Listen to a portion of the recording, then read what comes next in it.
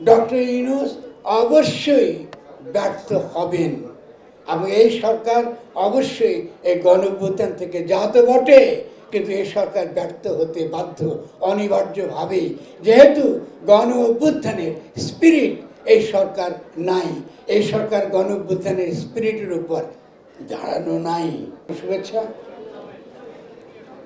সালাম, এবং একই সঙ্গে আমার একটা অভিভূত ভাব যেটা সেটা শেয়ার করতে চাই যে তরুণদের এই সভায় আসতে পারা এবং আপনার সামনে দাঁড়িয়ে কথা বলা এটা আমার জন্য অত্যন্ত সম্মানের। ফলে একটা আমার নিজের মধ্যে একটা অত্যন্ত একটা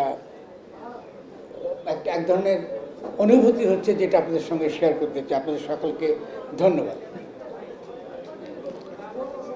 আমি এই যে প্রতিনিধি সভা যেখানে আপনারা সকলে একত্রিত হচ্ছেন এবং যে প্রাণবন্ত যে আপনাদের যে আকাঙ্ক্ষা, আপনাদের যে অভিপ্রায়টা আমি দেখছি এখানে, এটা আমাদেরকে বিপুলভাবে উৎসাহিত করে এবং সেটা একই সঙ্গে আমাদেরকে মনে করিয়ে দেয় আমাদের শহীদরা যাদের রক্তের উপর দাঁড়িয়ে আজকে আমরা কথা বলছি, তাদের স্মৃতি, তাদের প্রত্যেকটা মুহূর্ত, প্রত্যেকটি ঘটনা, সেই তাদের আত্মত্যাগের মধ্য দিয়ে একটা নতুন রাজনৈতিক জনগোষ্ঠীর যে উত্থান ঘটেছে, এটা আপনাদের তরুণদেরকে খুব ভালোভাবে বুঝতে হবে। আপনারা একটা নতুন রাজনৈতিক দলের স্বপ্ন দেখছেন এবং আপনাদের অভিনন্দন। অবশ্যই তরুণদের রাজনৈতিক দলের এই প্রক্রিয়া শুরু থেকেই করবার কথা ছিল, এটা আমি বলেছি। আপনারা যারা আমার কথা শুনেছেন বিভিন্ন সময়ে, এখানে আক্তার আছেন, সার্জিস আছেন এবং তুষেদার আছেন, দেখে প্রথম থেকে বলেছি যে তরুণদের রাজনৈতিক দল করবার প্রক্রিয়াটা অবিলম্বে শুরু করা দরকার। কারণটা হচ্ছে এই, আমরা 5ই অগাস্টের পরে একটা নতুন ঐতিহাসিক পর্বে প্রবেশ করেছি, নতুন ঐতিহাসিক মুহূর্ত, নতুন একটা ঐতিহাসিক পর্ব। এটা শুধুমাত্র বাংলাদেশের জন্য নয়। যদি আপনারা ভাবেন এই ঐতিহাসিক পর্বটা শুধুমাত্র বাংলাদেশের জন্য, তাহলে আপনারা ভুল করবেন এবং আগামী দিন আপনারা ব্যর্থ হবেন। কারণ বাংলাদেশে 5ই অগস্টের ঘটনার যেই তার যে আন্দোলন, তার যে ভূকম্পন, এটা দক্ষিণ এশিয়াকে কাঁপিয়ে দিয়েছে। তার যে ভূকম্পন, এটা ল্যাটিন আমেরিকা এবং আফ্রিকাতেও কাঁপিয়ে দিয়েছে। আপনি বলতে কী করে আপনি জানেন? কারণ হলো, আজকে যদি আপনি ট্রাম্প এই যে জিতলো একটু আগে, এই কিছুদিন আগে মার্কিন যুক্তরাষ্ট্রে তার অভিষেক হলো, আবার তার আসার পরে তার যে কথাবার্তা, একটা কর্পোরেশনের পক্ষে, অল্প কিছু মিলিয়নারের পক্ষে যে নতুন দুনিয়া তারা তৈরি করছে সমস্ত পৃথিবী ব্যাপী, পুরনো ব্রিটিশ কলোনিয়ালিজমের যে এটা একটা ধারাবাহিকতা, তার বিপরীতে যদি আপনারা আপনাদের বিপ্লবকে 5ই আগস্টকে বিচার করেন, আপনারা একটা অসাধারণ কাজ করেছেন। এটা বিশ্বের জনগণের কাছে একটা নতুন ধরনের বার্তা। ফলে নতুন যে দল আপনারা করছেন, সে দল করবার আগে আপনাদের এই বাস্তবতাটুকু, আপনারা কারা, আপনারা কোথা থেকে এসেছেন, কি প্রেরণা আপনাদেরকে উদ্বুদ্ধ করেছে এবং যে কারণে শেখ হাসিনাকে, একটা ফ্যাসিস্ট শাসককে আপনারা দিল্লিতে পলায়ন করতে বাধ্য করেছেন, এই তাৎপর্য আপনাদেরকে বুঝতে হবে নিজেদের আগে। এবং সেই পরিপ্রেক্ষিতে আমি কিছু কথা বলবো। স্বভাবতই আমার অনেক কথা বলার আছে, আমি বলবো আপনাদেরকে ভবিষ্যতে। আমি লেখালেখি করছি, কিন্তু আমি 100% আপনাদের পেছনে আপনার প্রত্যেকে জানেন এটা। এবং আজকে যখন আলোচনা করছিলেন যে আপনারা ফ্যাসিবাদের বিলোপ কথাটা যখন আলোচনা করছিলেন, আমার মনে আছে যে 3 তারিখ আগের রাত্রে, তার আগের 2-3 দিন রাত্রে থেকে একটা বড় ধরনের একটা উদ্যোগ ছিল এই কথাটা আপনাদের দিকে বলানো, যে আপনারা শুধু একজন ব্যক্তির পদত্যাগ চান, আপনার কাছে শেখ হাসিনার পদত্যাগ চান। আমি জানি যে আজকে যে নাহিদ এখানে উপস্থিত থাকতেন, তিনি স্বীকার করতেন যে তার আগের দিন রাত্রে আমাকে বলতে হয়েছে যে ফ্যাসিবাদ শুধুমাত্র এটা মতাদর্শ নয়, এটা একই সঙ্গে একটা রাষ্ট্র ব্যবস্থা, এবং একই সঙ্গে এটা একটা ফ্যাসিস্ট শক্তি। এই তিনটাকে আলাদা করে আপনাদেরকে লড়াই, আগামী দিনে রণনীতি এবং রণকৌশল আপনাদেরকে প্রণয়ন করতে হবে। সেই ক্ষেত্রে আমার ধারণা আপনারা এই বিষয়গুলো নিয়ে যথেষ্ট পরিমাণ ভাবেন না এখনো, যেটা আপনাদের জন্য আগামী দিনে বিপদের কারণ হতে পারে। কেন আলাদা? ফ্যাসিবাদ হচ্ছে একটা আইডিওলজি, যেখানে আমরা মনে করি যে যে নিজে ফ্যাসিস্ট সে মনে করে তার তত্ত্ব দ্বারা, তার তত্ত্বটা একমাত্র সত্য তত্ত্ব, আর বাকিদেরটা এটা মিথ্যা। আপনি যদি সেকুলার হন তাহলে ইসলামিস্টরা মিথ্যা, আর আপনি যদি ইসলামিস্ট হন তাহলে সেকুলাররা মিথ্যা। আপনি যদি আদিবাসী হন তাহলে বাঙালিরা মিথ্যা, আর আপনি যদি বাঙালি জাতিবাদী হন তাহলে এই বিভিন্ন রকম ক্ষুদ্র জাতিসত্তা মিথ্যা। এটা কিন্তু ফ্যাসিবাদের নানান প্রকরণ, নানান রূপ আছে। আজকে বাঙালি জাতিবাদী ফ্যাসিস্ট বাংলাদেশ থেকে উৎখাত হয়েছে, বা তার উৎখাত হবার প্রক্রিয়া শুরু হয়েছে। কিন্তু আপনাদেরকে মনে রাখতে হবে, পাশাপাশি কিন্তু ধর্মীয় জাতিবাদ, যাকে আমরা হিন্দুত্ববাদ বলি, এবং একই সঙ্গে ধর্মীয় জাতিবাদ, এটা ইসলামপন্থী ধর্মীয় জাতিবাদ হতে পারে, এটাও কিন্তু ফ্যাসিবাদের একটা রূপ। আপনাদেরকে এগুলোকে কিন্তু মোকাবেলা করতে হবে আগামী দিনে। তবে প্রথম থেকে আপনাদের পরিষ্কার থাকতে হবে, আপনারা যে রাজনৈতিক দল করতে যাচ্ছেন সেই রাজনৈতিক দলের লক্ষ্য হচ্ছে সকল ধরনের ফ্যাসিবাদের বিপরীতে দাঁড়ানো। এবং এটা যদি আমরা পরিষ্কার করে না করি তাহলে আমরা আগামী দিনে সত্যিকার অর্থে যে দলটা আপনারা করতে যাচ্ছেন সেখানে আমরা কিন্তু ভুল করে বলবো। আমি দ্বিতীয়ত আরও যে কথা বলবো, যেহেতু আমি আপনার সঙ্গে কথা বলতে এসেছি এবং আপনার সঙ্গে পূর্ণ সঙ্গতির জন্য কথা বলছি, আগামী দিনে যখন আপনারা দল করবেন, রাজনৈতিক দল, এটা করবার আগে আপনাদেরকে বুঝতে হবে যে গণ অভ্যুত্থানটা যখন করেছেন, ঘটেছে, এর তাৎপর্যটা কী, রাজনৈতিক তাৎপর্যটা কী। দল দিয়ে রাজনীতি করা যায়, কিন্তু এর বাইরেও জনগণ কিন্তু ইতিহাস তৈরি করে। ফলে 5ই আগস্টে যে ইতিহাস যারা তৈরি করেছে তারা আপনাদের নেতৃত্বে করেছে বটে, কিন্তু এটা একটা গণ অভ্যুত্থান ছিল। এবং এই গণ অভ্যুত্থানের যে প্রথম যে তাৎপর্য, সেটা হচ্ছে গণ অভ্যুত্থানের মধ্য দিয়ে গণতন্ত্র কায়েম হয়, এবং গণ অভ্যুত্থানের মধ্য দিয়ে আমরা যাকে বলি গণ সার্বভৌমত্ব, পপুলার সভারেন্টি ইংরেজিতে বলা হয়, গণ সার্বভৌমত্ব কায়েম হয়। গণ সার্বভৌমত্ব মানে হচ্ছে জনগণই ক্ষমতার অধিকারী, সকল প্রকার কর্তৃত্ব এবং ক্ষমতা জনগণের তরফ থেকে আসে। এবং যেহেতু এটা জনগণের তরফ থেকে আসে, 5ই আগস্টে জনগণের হাতে ক্ষমতা এসে গিয়েছিল, কিন্তু দুর্ভাগ্যবশত সেই ক্ষমতা আমরা রাখতে পারি নাই। এটা আপনাদেরকে বিচার করতে হবে, পর্যালোচনা করতে হবে যে কোথায় আপনারা ভুল করেছেন। কারণ এই গণ অভ্যুত্থানকে, যেখানে গণই সার্বভৌম, এই গণের সার্বভৌমত্বকে আপনারা বুঝতে পারেন নাই। আপনারা তাকে তাৎপর্য যথেষ্ট পরিমাণ বোঝেন না বলে তাকে শেখ হাসিনার ফ্যাসিস্ট সংবিধানের অধীনে আপনারা তাকে আবার পুনরায় ফেরত পাঠিয়ে দিয়েছেন। কিন্তু আজকে আপনারা যে তরুণরা এখানে বসেছিলেন, আপনাদেরই উচিত ছিলেন, আপনাদেরই থাকার কথা ছিল রাষ্ট্র ক্ষমতায়। তরুণ বিপ্লবীরা নতুন বাংলাদেশ গড়ছে এবং তাদের নেতৃত্বে পুরো উপমহাদেশ বদলে যাচ্ছে, পুরো দুনিয়া বদলে যাচ্ছে। সারা দুনিয়ার যে ব্যবস্থা, যেটাকে আমরা নিউ লিবারাল ইকোনমিক পলিসি বলি, পুঁজিতান্ত্রিক ব্যবস্থা বলি, বিভিন্ন রকম বহুজাতিক কোম্পানির যে স্বার্থ, তার বিরুদ্ধে আজকে আপনারা সারা বিশ্বের নজির হয়ে থাকতেন। কিন্তু এই মুহূর্তটুকু আমরা ভুল করেছি, এটা আমাদেরকে স্বীকার করতে হবে। এবং যেহেতু আমরা করেছি, করার পরে আমরা এখন বলছি আমাদের একটা ঘোষণা দরকার। আপনারা এখন বলছেন সেই ঘোষণা দেওয়ার কথা ছিল 5ই আগস্টে, দেরিতে কেন করছেন? দেরিতে হলে কি ঘোষণা দেওয়া যায় না? অবশ্যই দেওয়া যায়। আমি 100% আপনাদের পক্ষে। যে কোনো মুহূর্তে জনগণ যদি চায়, অবশ্যই জনগণ ঘোষণা দিতে পারে। এবং এই রাষ্ট্রের বা ডক্টর ইউনূসের কোনো অধিকার নাই ঘোষণাকে বন্ধ করার, এবং আপনাদের কোনো অধিকার নাই এই ঘোষণা না করার। কিন্তু এটা আপনারা করেছেন। আপনাদের ভুলগুলো আপনারা পরিষ্কার করে বোঝার চেষ্টা করুন। প্রোক্লেমেশন এটা একটা ঐতিহাসিক দলিল, এটা একই সঙ্গে একটা আইনি দলিল।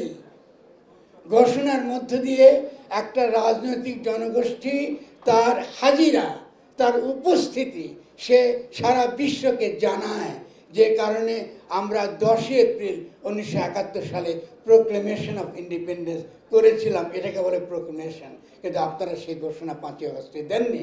সেই ঘোষণা দেওয়ার কথা ছিল জনগণের সামনে। আপনাদের বলা উচিত ছিল আমরা এই বিপ্লব আমরা নেতৃত্ব দিয়েছি এবং এই বিপ্লবের মধ্যে দিয়ে শেখ হাসিনা সরকারকে উৎখাত করেছি এবং শেখ হাসিনাকে দিল্লিতে পালাতে বাধ্য করেছি। আজকে থেকে আমরা ক্ষমতা গ্রহণ করলাম জনগণের নামে। কিন্তু আপনারা হাততালি দেবেন না, আপনারা সেটা করেননি। না করে বাংলাদেশকে আরো বহু বছর পিছিয়ে দিয়েছেন। আগামী দিনে এই ভুল করবেন না প্লিজ। আপনারা ক্ষমতা যখন লড়াই করবেন, রাজনৈতিক দল যখন করবেন, তখন জনগণের পক্ষে ক্ষমতা তৈরির রাজনীতি করতে আপনারা নামছেন। আবারও একই ভুল যদি আপনারা না করেন, তার জন্য কি ভুল আপনারা 5ই আগস্টে করেছেন এটা আপনাদের মনে রাখতে হবে। এখন আপনারা কি বলছেন?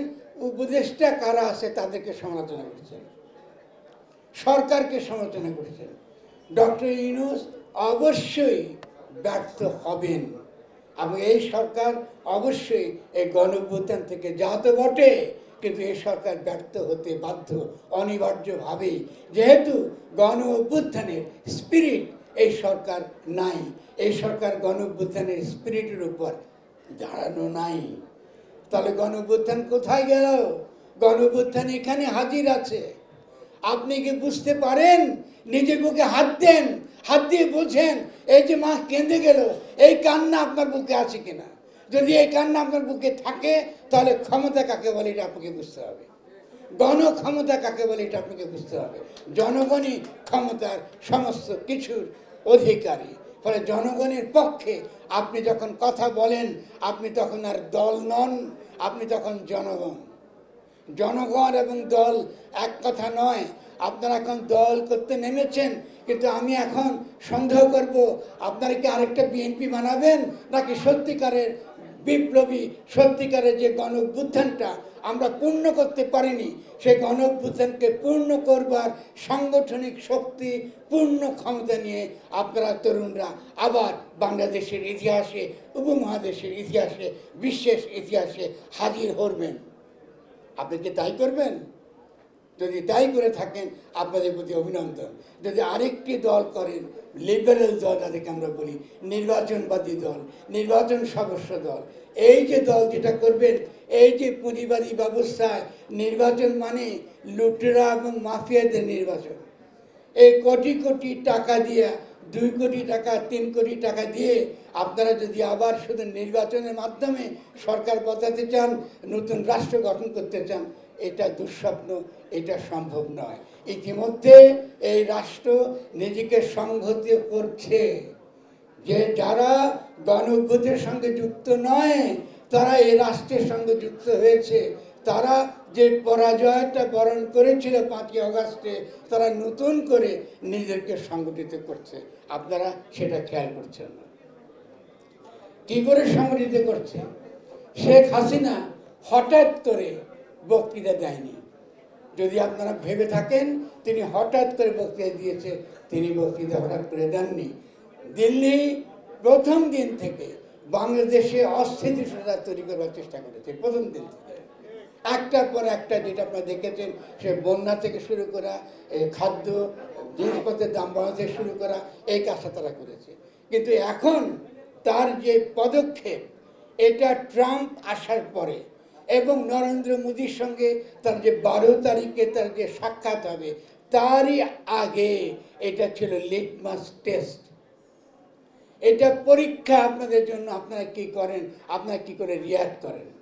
ফলে এই রিয়াকশনের বিপরীতে আপনারা যারা একটু নিন্দা করেছেন, বলছে আমরা ভাঙ্গার রাজনীতি চাই না, আমি আপনাদের সঙ্গে একমত, কিন্তু আমার একটা কথা আছে, ভাঙ্গার রাজনীতি একই সঙ্গে গোলবারের রাজনীতি।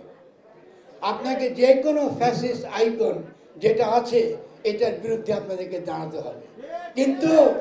কিন্তু খেয়াল করতে হবে, ভূরাজনৈতিক যে বিন্যাস পৃথিবী ব্যাপী, এরা প্রচার করবে যে আপনার কোনো সরকার বাংলাদেশে নাই। যেহেতু আপনি একটার পর একটা বাড়িঘর পোড়াচ্ছেন, ভাঙিয়ে দিচ্ছেন কেন? আপনার কোনো রাজনৈতিক লক্ষ্য নাই। আপনি কি করতে চাইছেন? আপনি একদিকে 5ই অগাস্টে নিজে ক্ষমতা নেননি, আপনি ক্ষমতা তুলে দিয়েছেন, আবার সে ফ্যাসিস্ট সংবিধানে দ্বারা নিয়োজিত চুপ্পুর হাতে আপনারা বলতেছেন চুপ্পুর পদত্যাগ চান, কিন্তু পুত্রের পদত্যাগটা আমরা আদায় করতে পারেননি। কিন্তু চুপ্পুকে পদত্যাগ করতে হবে। 72 সালের সংবিধান বাতিল করতে হবে। কেন বাতিল করতে হবে? কারণ 72 সালের সংবিধান মুক্তিযুদ্ধের বিরোধী। কেন বিরোধী? কারণ 72 সালে আমরা ঘোষণা দিয়েছি, কি ঘোষণা দিয়েছিলাম? আমরা সাম্য, মানবিক মর্যাদা, সামাজিক ন্যায় বিচারের ভিত্তিতে একটি গণতান্ত্রিক রাষ্ট্র কায়েম করব। 10 এপ্রিলে এটাই ছিল জনগণের ঘোষণা। এই ঘোষণার ভিত্তিতে আমরা মুক্তিযুদ্ধ করেছি। এবং সেই মুক্তিযুদ্ধ হওয়ার পরে সেই মুক্তিযুদ্ধ ছিনতাই করে নিয়ে গিয়েছে দিল্লি। তার জবাব এত বছর পরে আমরা 5ই অগাস্টে দিতে পেরেছি। কিন্তু আমরা সংবিধান বাতিল করতে পারি নাই, আমরা নতুন গঠনতান্ত্রিক প্রক্রিয়া শুরু করতে পারি নাই। আমরা এখনো পর্যন্ত কমিশন দিয়ে আমরা কাজ চালাবার চেষ্টা করছি। এই ধরনের ইলিউশনে যদি আপনারা আক্রান্ত থাকেন, আপনারা জীবনে কিছু করতে পারবেন না। উপর থেকে এলিটদের, অভিজাত শ্রেণীদের ধরে ধরে এনে আপনারা যদি কমিশন বানান, যারা এর আগে আওয়ামী লীগের আমলে সুবিধাভোগী, যারা আন্তর্জাতিক ক্ষেত্রে সুবিধাভোগী, এদের দিয়ে আপনারা কি করবেন? সংস্কার নাকি নতুনভাবে বাংলাদেশ গঠন? কি করবেন? গঠন করতে হবে বাংলাদেশকে। শব্দটা গঠনতন্ত্র, সংস্কার না। আপনাদের ভাষা এখনো ঠিক হয় নাই। এখন আপনারা সংবিধান বলেন। সংবিধানটা বলে কলোনিয়ালরা। আমি কলোনিয়াল শাসক। আমি যদি আপনাকে শাসন করতে চাই, তাহলে আমি সংবিধান লিখি। আর আমি যদি জনগণ, আমি নিজের শাসক হতে চাই, তখন আমি গঠনতন্ত্র প্রণয়ন করি। আপনাদের ভাষা এখনো ঠিক হয়নি। শব্দটা গঠনতন্ত্র। বাংলাদেশের জন্য নতুন গঠনতন্ত্র দরকার। কারা করবে? এটা করবে জনগণ। এটা কোনো উপর থেকে বসে কোনো এক্সপার্ট করবে না। যারা ওয়ার অন টেররের সহযোগী ছিল মার্কিন যুক্তরাষ্ট্রে, তারা এগুলো করে দিবে না। বিদেশ থেকে ধরে ধরে আইনে আপনি ঢুকাবেন, আপনার উপদেষ্টা সরকারে, আর মা সেখানে কেঁদে যাবে। এটা ধরা আপনি নতুন বাংলাদেশ বানাতে পারবেন। ফলে যতক্ষণ পর্যন্ত না আপনারা নিজেরা সচেতন না হচ্ছেন, নিজেরা নিজেদের ভাষা ঠিক না করছেন, ততক্ষণ পর্যন্ত যে নতুন দলের কথা বলছেন তার প্রতি আমাদের সমর্থন থাকবে, কিন্তু একটা বিরাট প্রশ্নবোধক থাকবে আপনারা কতটুকু অগ্রসর হতে পারবেন। আমার দিক থেকে প্রথমত বিনীতভাবে বলবো, আমি আপনাদের এই রাজনৈতিক প্রক্রিয়ার 100% নিঃশর্ত সমর্থন করি, কিন্তু দয়া করে আপনারা একটু পড়াশোনা করবেন, একটু বোঝার চেষ্টা করবেন, নিজেদের মধ্যে আলোচনা করবেন যে কোনটা সঠিক শব্দ আর কোনটা জনগণের দিক থেকে তাকালে এটা সঠিক শব্দ না। যেমন বন্দোবস্ত, রাজনৈতিক বন্দোবস্ত এটা কন্ট্রাক্টারিয়ান রাজনৈতিক পরিভাষা। এটা হলো কন্ট্রাক্টারিয়ান। বাংলাদেশের লুটেরা মাফিয়া শ্রেণী আছে, বাংলাদেশের ফ্যাসিস্টরা আছে এখনো। তাদের সঙ্গে কি আপনারা পলিটিক্যাল সেটেলমেন্ট চান, নাকি তাদের বিরোধিতা করতে চান? কি চান? তা বিরোধিতা করে বন্দোবস্ত কিসের আসে? ওদের সঙ্গে বন্দোবস্ত করবেন যে কী করে বাংলাদেশ চালাতে হবে, আওয়ামী লীগ কী করে আবার ক্ষমতা আসবে, বিএনপি কী করে আবার লুটপাট করবে, এইটা করতে চান? তো না করতে চাইলে সব শব্দ থেকে মুক্ত হওয়ার চেষ্টা করেন। শব্দটা গঠনতন্ত্র।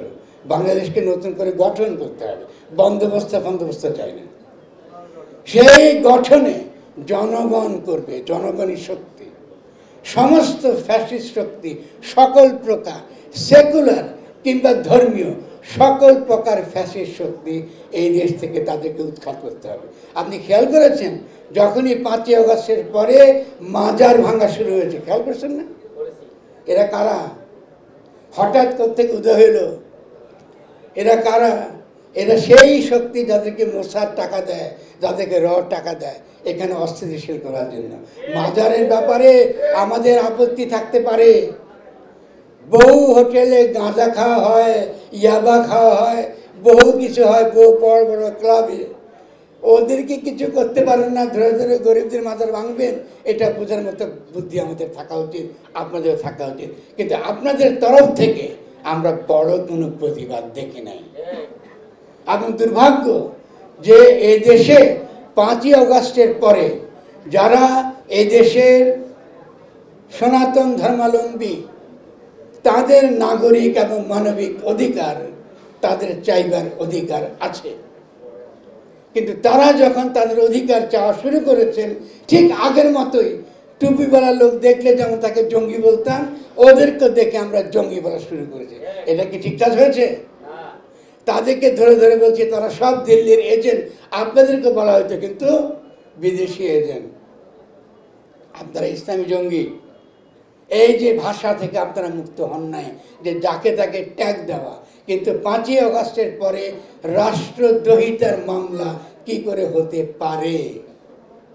এই রাষ্ট্রদ্রোহিতার মামলা তো আপনারা ফেস করবেন। রাষ্ট্রদ্রোহিতার মামলা দেয় কলোনিয়াল আইন, ঔপনিবেশিক আইন। একটা স্বাধীন দেশে যে কোনো নাগরিকের তার কথা বলার, তার সমাবেশের অধিকার আছে, এবং তার সঙ্গে কথা বলে তার যেটা ন্যায্য অধিকার, এটা নিয়ে যে আলাপ আলোচনা, তর্ক বিতর্ক, তার মধ্যে দিয়ে মীমাংসা, এটাকেই বলা হয় গঠনতান্ত্রিক প্রক্রিয়া, এটাকে বলা হয় কনস্টিটিউশনাল প্রসেস।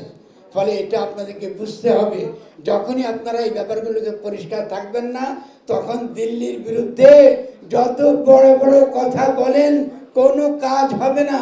সমাজ বিভক্ত থাকবে বিভিন্ন রকম গ্রুপে। এটাকে মেটাবার কি পথ? একটা মাত্র পথ, আলাপ আলোচনা করা এবং কাউকে ট্যাগ না দেওয়া আননেসেসারি। আগে তার চিন্তা সম্পর্কে পরিষ্কার হওয়া দরকার। সে কি চায়? সে কি জনগণকে ক্ষমতায়িত করতে চায়, নাকি সে রাষ্ট্রকে ক্ষমতা করতে চায়?